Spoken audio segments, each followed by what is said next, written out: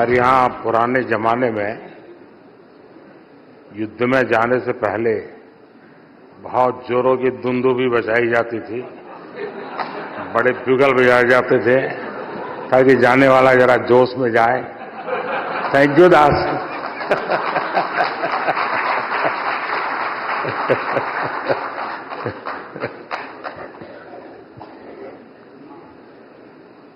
TV 9 के सभी दर्शकों को मेरा नमस्कार और यहां उपस्थित आप सबको भी। मैं अक्सर भारत की डायवर्सिटी की चर्चा करता रहता हूं। इस डायवर्सिटी को टीवी 9 का न्यूज रूम आपकी रिपोर्टिंग टीम में बखूबी वो नजर आता है, ये रिप्रेजेंट करता है।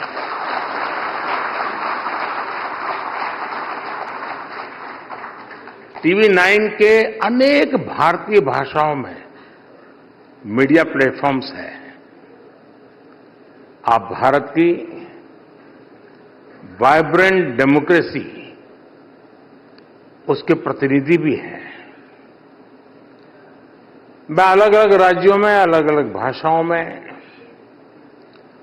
टीवी 9 में काम करने वाले सभी पत्रकार साथियों का, आपकी टेक्निकल टीम का बहुत बहुत अभिनंदन करता हूं।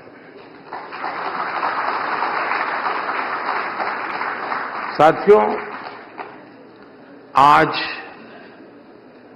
टीवी 9 की टीम ने इस समिट के लिए बड़ा इंटरेस्टिंग टॉपिक चुना है। India poised for the next big leap. और बिग लीप तो हम तभी ले सकते हैं जब हम जोश में हो, ऊर्जा से भरे हुए हो। कोई हताश निराश देश हो या व्यक्ति बिग लीप के बारे में सोच ही नहीं सकता। ये थीम ही अपने आप में ये बताने के लिए काफी है कि आज का भारत का आत्मविश्वास किस ऊंचाई पर है, आकांक्षा क्या है। अगर आज दुनिया को लगता है कि भारत एक बड़ा लीप लेने के लिए तैयार है, तो उसके पीछे 10 साल का एक पावरफुल लॉन्च पैड है।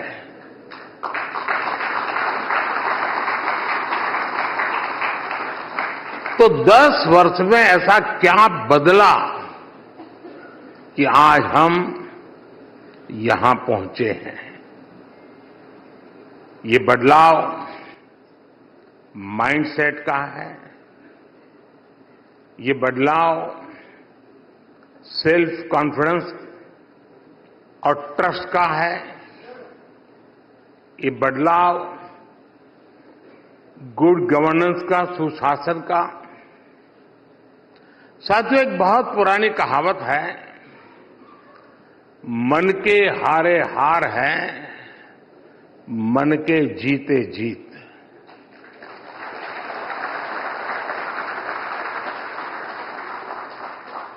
अभी दास का मैं एक कोट सुन रहा था, लेकिन मैं उसमें थोड़ा डिफर करता हूं।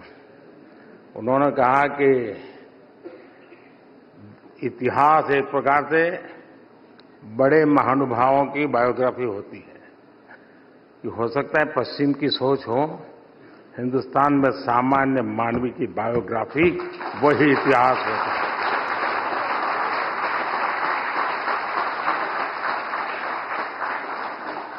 वो ही देश का सच्चा सामर्थ्य होता है। और इसलिए बड़े लोग आए चले गए, देश अजरा अमर रहता है।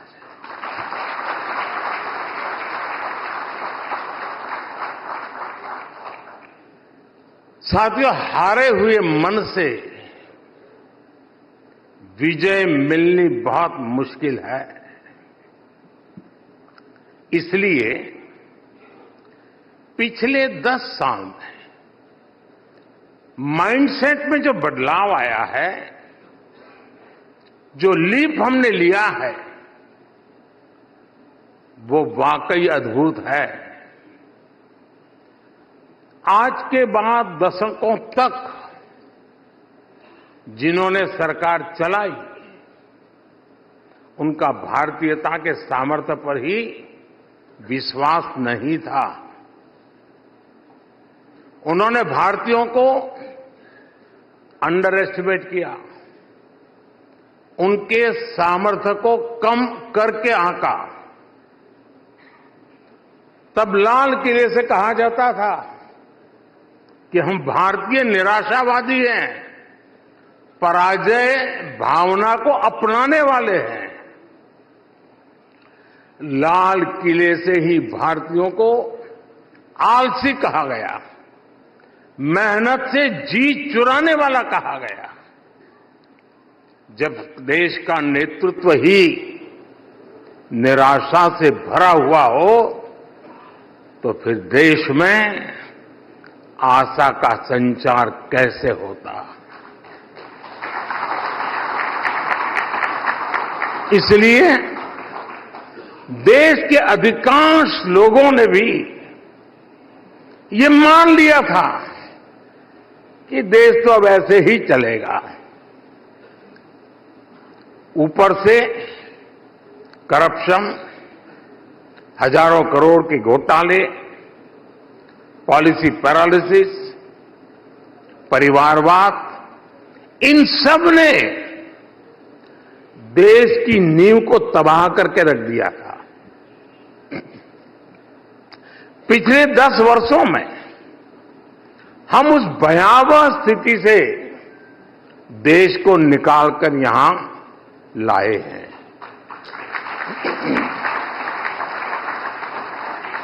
सिर्फ 10 साल में भारत दुनिया की टॉप 5 अर्थव्यवस्था में आ गया है। आज देश में जरूरी नीतियां भी तेजी से बनती हैं और निर्णय भी उतनी ही तेजी से लिए जाते हैं। माइंडसेट में बदलाव ने कमाल करके दिखा दिया है। 21वीं सदी के भारत ने छोटा सोचना छोड़ दिया है। आज हम जो करते हैं वो बेस्ट और बिगेस्ट करते हैं। आज भारत की उपलब्धियां देखकर दुनिया हैरान है। दुनिया भारत के साथ चलने में अपना फायदा देख रही है और भारत ने ये भी कर लिया, ये रिएक्शन, अच्छा भारत ने कर लिया, भारत में ये हो गया, ये रिएक्शन आज की दुनिया का न्यू नॉर्मल है। बढ़ती विश्वसनीयता आज भारत की सबसे बड़ी पहचान है। अब 10 साल पहले के और आज के एफडीआई के आंकड़े देखिए। पिछली सरकार में 10 साल में $300 बिलियन की एफडीआई भारत में आई। हमारी सरकार के 10 साल में $640 बिलियन की एफडीआई भारत में आई।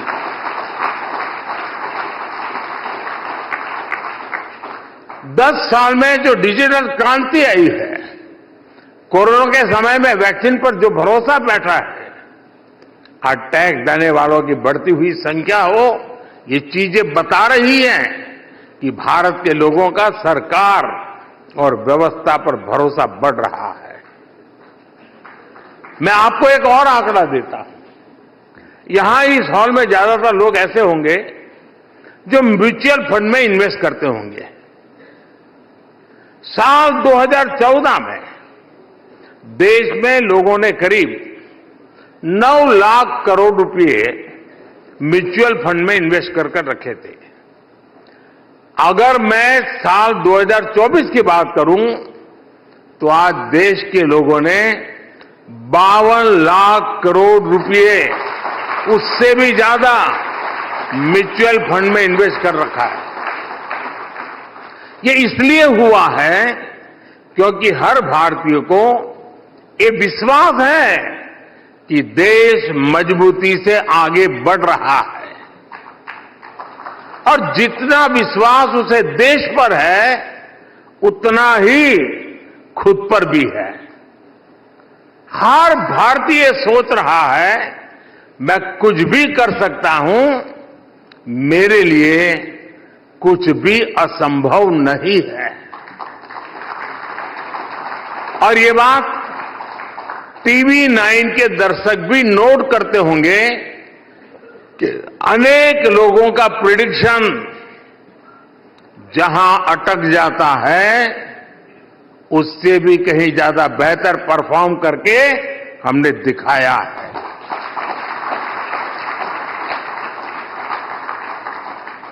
साथियों, आज इस माइंडसेट और ट्रस्ट में परिवर्तन का सबसे बड़ा कारण हमारी सरकार का वर्क कल्चर है, गवर्नेंस है।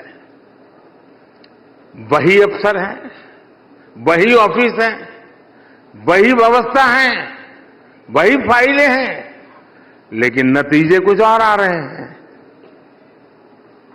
सरकार के दफ्तर आज समस्या नहीं, देशवासियों के सहयोगी बन रहे हैं। ये व्यवस्था आने वाले समय के लिए गवर्नेंस के नए आदर्श स्थापित कर रही है।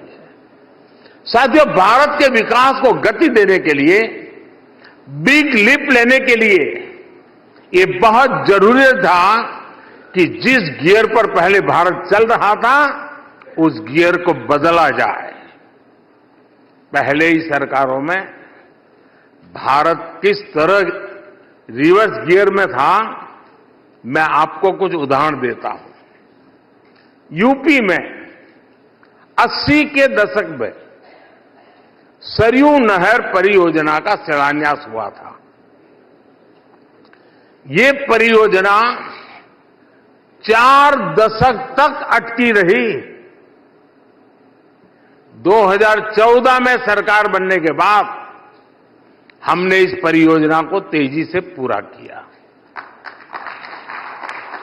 सरदार सरोवर योजना, उस परियोजना का शिलान्यास तो पंडित नेहरू ने 60 के दशक में किया था। 60 साल तक सरदार सरोवर डैम का काम ऐसे ही लटका रहा। सरकार बनने के बाद 2017 में हमने इस डैम का काम पूरा करके इसका लोकार्पण किया। महाराष्ट्र की कृष्णा कोयना परियोजना भी 80 के दशक में प्रारंभ हुई थी। साल 2014 तक ये भी ऐसे ही लटकी हुई थी। इस डैम का काम भी हमारी ही सरकार ने पूरा करवाया। साथियों, बीते कुछ दिनों में आपने अटल टनल के आसपास बर्फबारी की बहुत शानदार तस्वीरें देखी है। अटल टनल का शिलान्यास हुआ था 2002 में।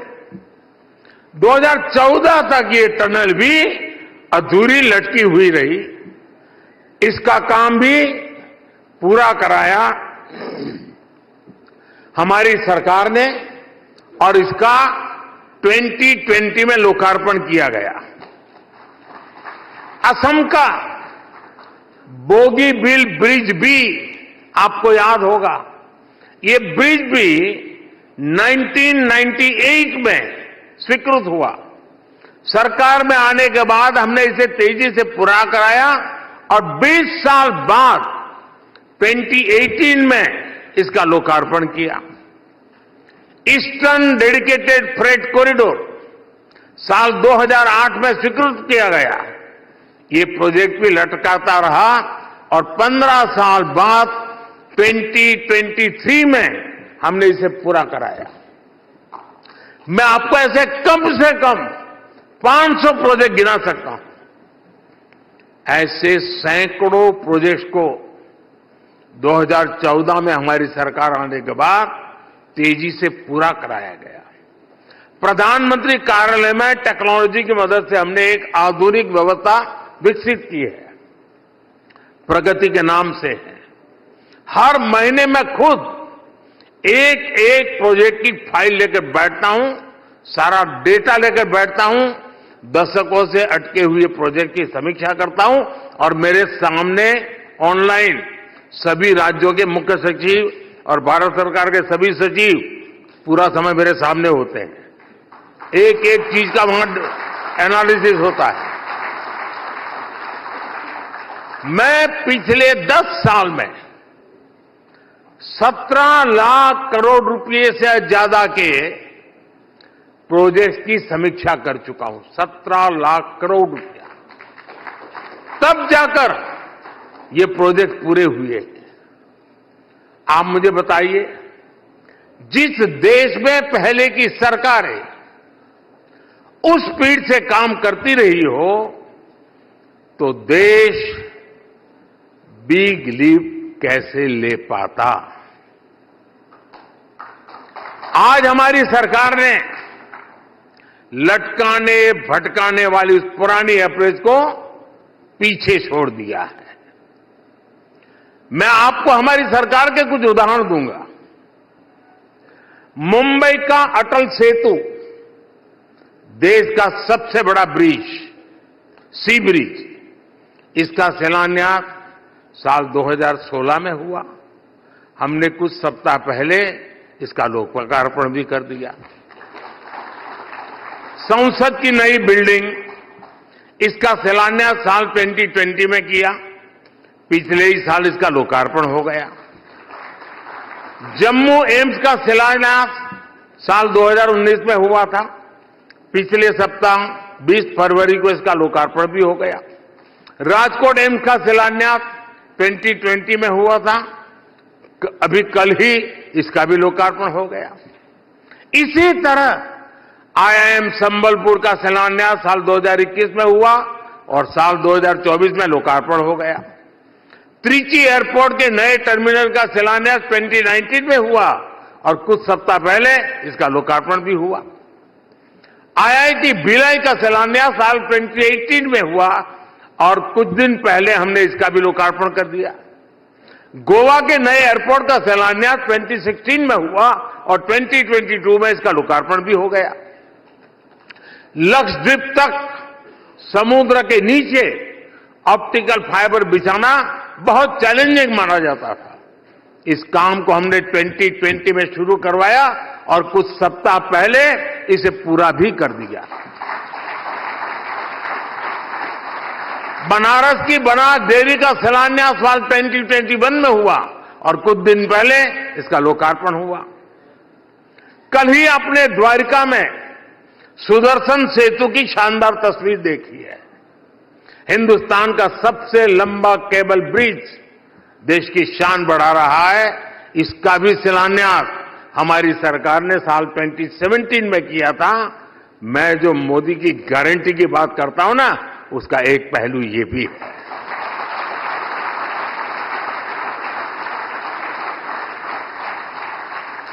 जब ये स्पीड होती है, तेजी से काम करने की इच्छा शक्ति होती है, जब टैक्स पेयर के पैसे का सम्मान होता है, तब देश आगे बढ़ता है, तब देश बिग लीप के लिए तैयार होता है। साथियों, भारत आज जिस स्केल पर काम कर रहा है वो अप्रत्याशित कल्पना से परे है। मैं आपको सिर्फ बीते एक सप्ताह के उदाहरण दे, एक वीक के 20 फरवरी को मैंने जम्मू से एक साथ देश के दर्जनों आईआईटी, आईएम, IIIT जैसे हायर एजुकेशन इंस्टीट्यूट का लोकार्पण किया। 24 फरवरी को मैंने राजकोट से देश के 5 एम्स के एक साथ लोकार्पण किया। आज सुबह मैंने देश के 27 राज्यों के 500 से ज्यादा रेलवे स्टेशन के रीडेवलपमेंट का शिलान्यास किया। आज के उसी कार्यक्रम में देश में 1,500 से ज्यादा ओवरब्रिज और अंडरपास के एक साथ काम शुरू हुआ। अभी मैंने इस कार्यक्रम में आने से पहले ही सोशल मीडिया पर साइट एक्स पर एक थ्रेड शेयर किया है। इसमें मैंने अपने आने वाले 2 दिन के कार्यक्रमों के बारे में बताया है। मैं कल सुबह केरला, तमिलनाडु और महाराष्ट्र जाने वाला हूं। वहां स्पेस के कार्यक्रम हैं, एमएसएमई के कार्यक्रम हैं, पोर्ट से जुड़े कार्यक्रम हैं, ग्रीन हाइड्रोजन से जुड़े कार्यक्रम हैं, किसानों से जुड़े कार्यक्रम हैं। भारत ऐसी स्केल पर काम करके ही बिग लीप लगा सकता है।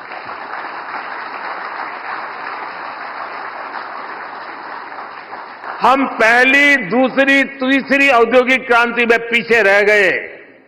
अब हमें चौथी औद्योगिक क्रांति में दुनिया का नेतृत्व करना है और इसके लिए भारत में हर रोज हो रहे विकास कार्यों से देश की रफ्तार को ऊर्जा मिल रही है।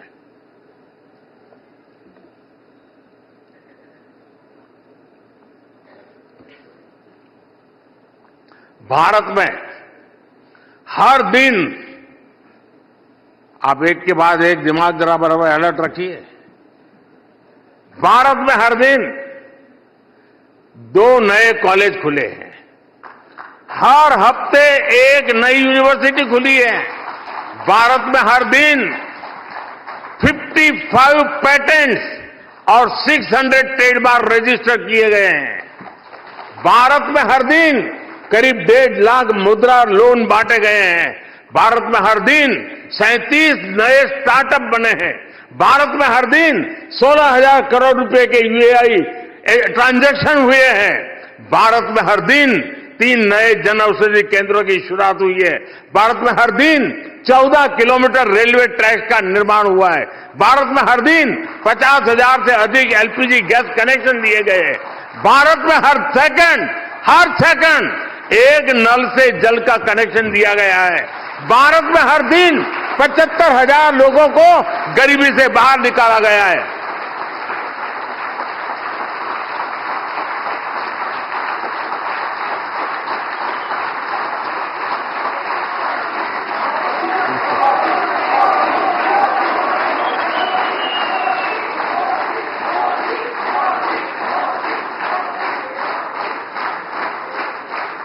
हमने तो हमेशा से ही गरीबी हटाओ के सिर्फ नारे सुने थे।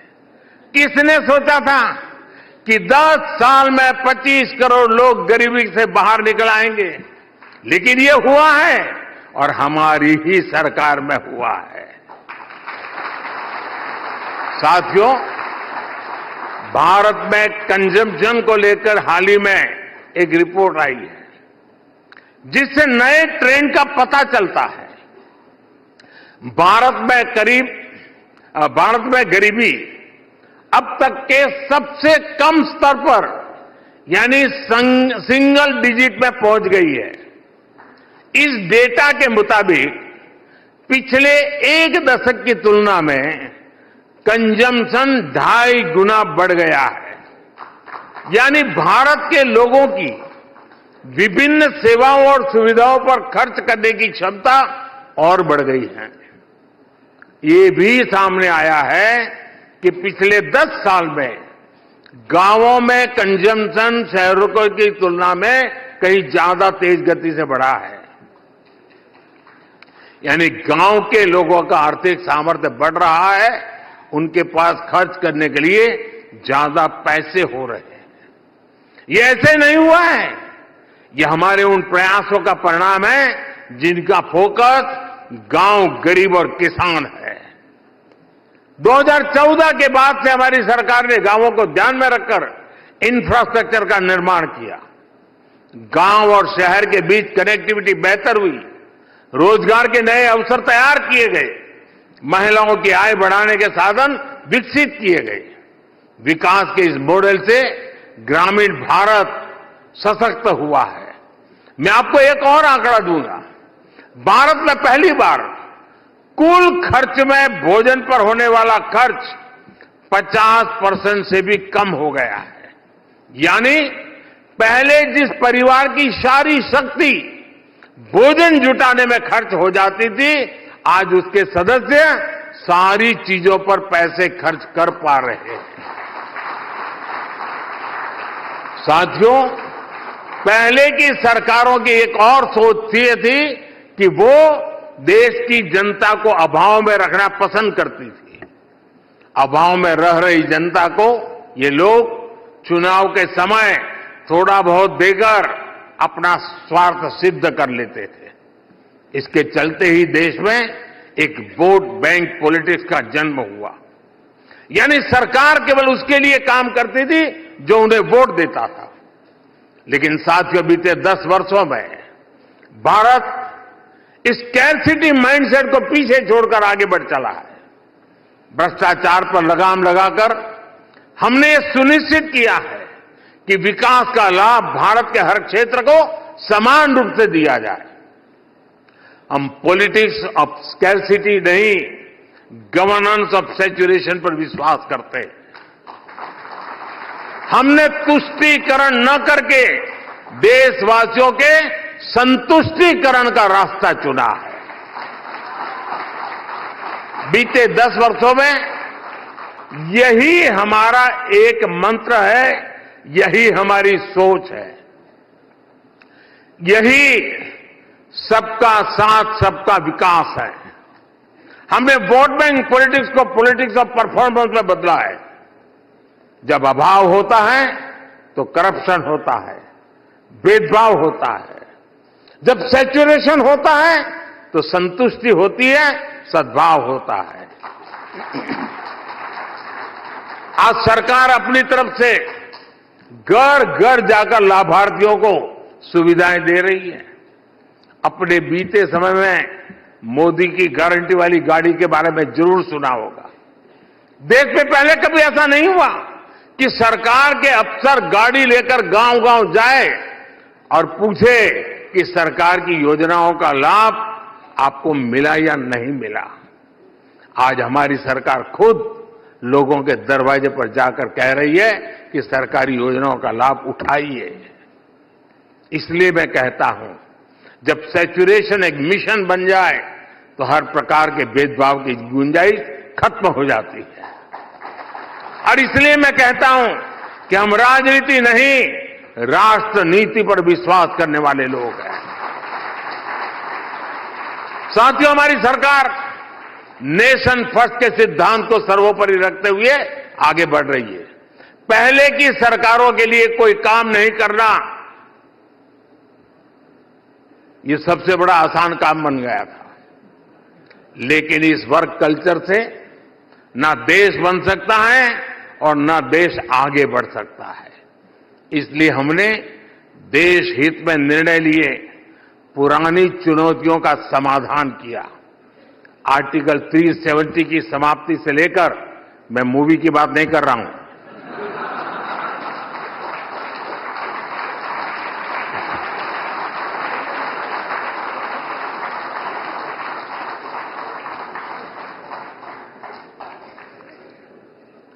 आर्टिकल 370 की समाप्ति से लेकर राम मंदिर निर्माण तक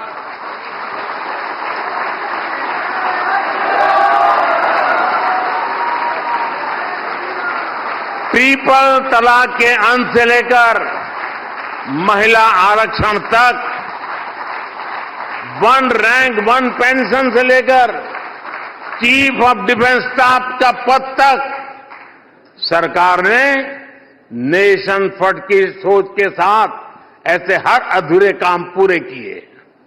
साथियों, 21वीं सदी के भारत को अपने आने वाले दशकों के लिए भी हमें आज ही तैयार करना होगा।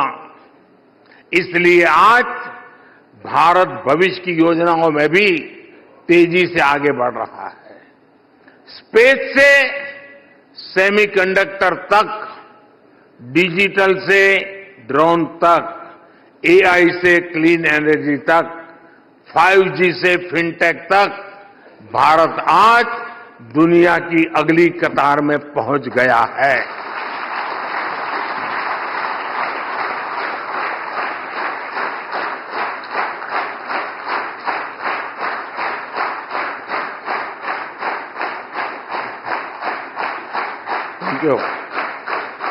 भारत आज ग्लोबल वर्ल्ड में डिजिटल पेमेंट्स की सबसे बड़ी ताकतों में से एक है। भारत आज फिनटेक एडॉप्शन रेट में सबसे तेजी से बढ़ता देश है। भारत आज चंद्रमा के दक्षिण ध्रुव पर उतरने वाला पहला देश है। भारत आज सोलर इंस्टॉल्ड कैपेसिटी में दुनिया के अग्रणी देशों में से एक है। भारत आज 5G नेटवर्क के विस्तार में यूरोप को भी पीछे छोड़ चुका है। भारत आज सेमीकंडक्टर सेक्टर में भी तेजी से आगे बढ़ रहा है। भारत आज ग्रीन हाइड्रोजन जैसे फ्यूचर के फ्यूल पर तेजी से काम कर रहा है। आज भारत अपने उज्जवल भविष्य के लिए दिन रात मेहनत कर रहा है। भारत फ्यूचरिस्टिक है और इसलिए आज जब सब लोग कहने लगे हैं इंडिया इज द फ्यूचर, आने वाला समय और महत्वपूर्ण है।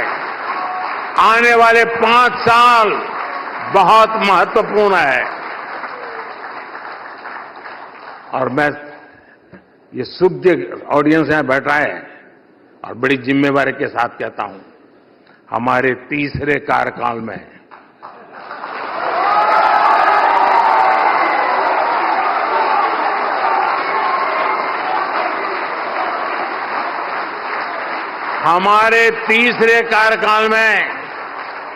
हमें भारत के सामर्थ्य को नई ऊंचाई तक पहुंचाना है। विकसित भारत की संकल्प यात्रा में आने वाले 5 वर्ष हमारे देश की प्रगति और प्रशस्ति के वर्ष है। इसी कामना के साथ और पूरे विश्वास के साथ ये सेमिनार होता या न होता, बिग लिप जरूर होता।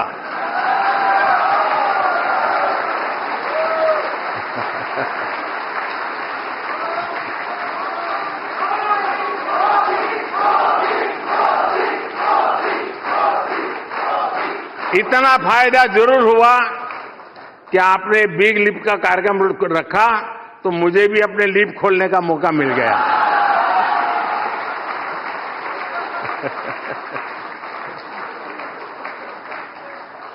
इस कार्यक्रम के लिए आपको ढेर सारी शुभकामनाएं।